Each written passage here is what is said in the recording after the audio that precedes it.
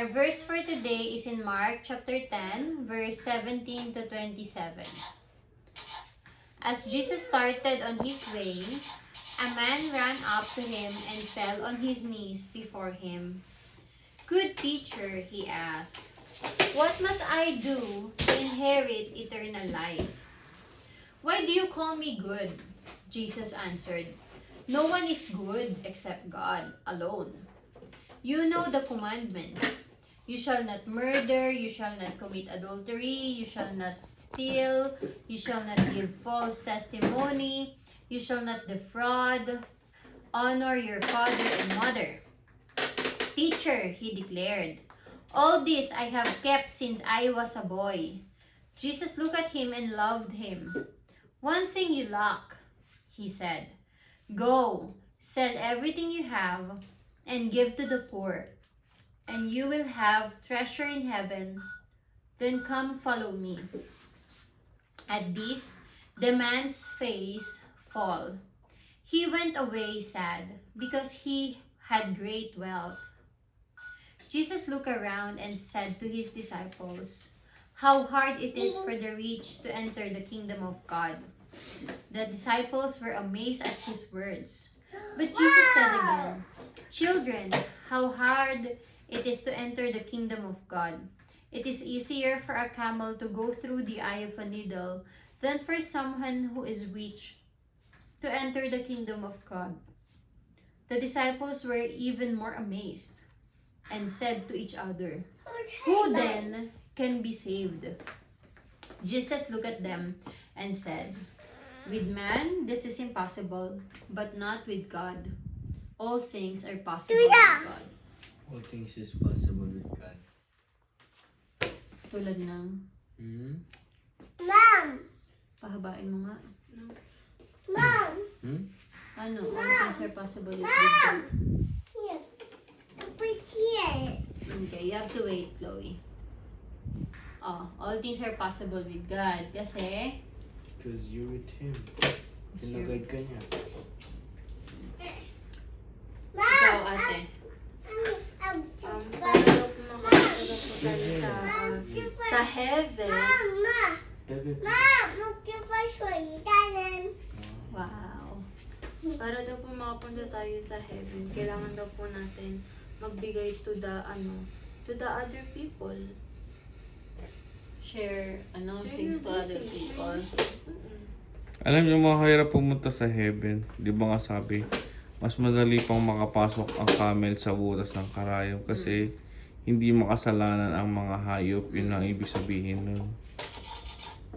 Oo. Tama yun. Napaka-importante that, sabi nga ni ate, we share what we have to other people. Pero hindi lang kasi yun yung nakita kong pagkukulang ng tao nung tao nagtanong kay Jesus. Nakita ko na hindi siya humble.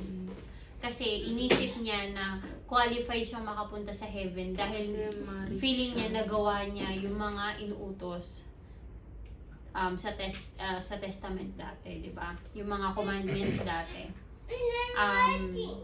Pero nakalimutan niya. Shh, you have to wait. You have to wait. Ha? It's not working.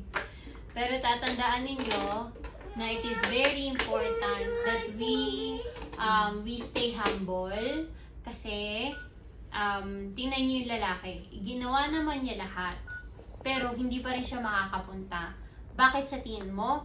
Kasi he thought Parang ganito lang yan he eh. can work his way to heaven. Which is hindi ganun. Para makapunta ka sa heaven, sabi nga 'di ba, walang ibang daanan papunta sa heaven kundi si Jesus. 'Di ba? If you accept Jesus in your life, and hindi mo pwedeng akuin yung or i-glorify yung sarili mo sa salvation na meron ka ngayon dahil kaya ka may salvation na natatamasa ngayon is because Jesus died for you. No one, hindi naman sinabi na kailangan mong gumawa ng napakaraming bagay. Diba? Dati ganoon. Diba? Pero ngayon, all you have to do is accept Jesus as your Lord and Savior. and as the Lord of your life and Savior of your life. Diba? Napaka-importante nun. Because if you do, then you humble yourself. And it's a process. Hindi lang basta pagtanggap yun. Tatandaan mo na hindi yan one time, big time. Every day, you have to choose Jesus na susundin mo, mamahalin mo, at uunahin mo sa buhay mo. It's not easy. It's a process. Sabi nga, di ba, walang imposible sa Diyos. Pwedeng hindi kayanin ng tao, but as long as you have Jesus with you, you have God with you to guide you, and strengthen you sa bawat pagsubok na and temptation na kailangan mong i-overcome, walang imposible, basta kasama mo siya. Lahat kakayanin mo. Again, it's a day-to-day process. It's a long process. It may take years, decades, hindi natin alam, di ba? But as long as you are growing spiritually with the Lord, that's important. Yun ang mas importante. Okay? At hindi sapat ang DBS lang. Yeah. Hindi sapat na dapat nagdadasal nasa ka. buhay natin yung mga Hindi sapat natututunan na natin. nagsisimba ka. Hindi sapat na nagdo-donate ka.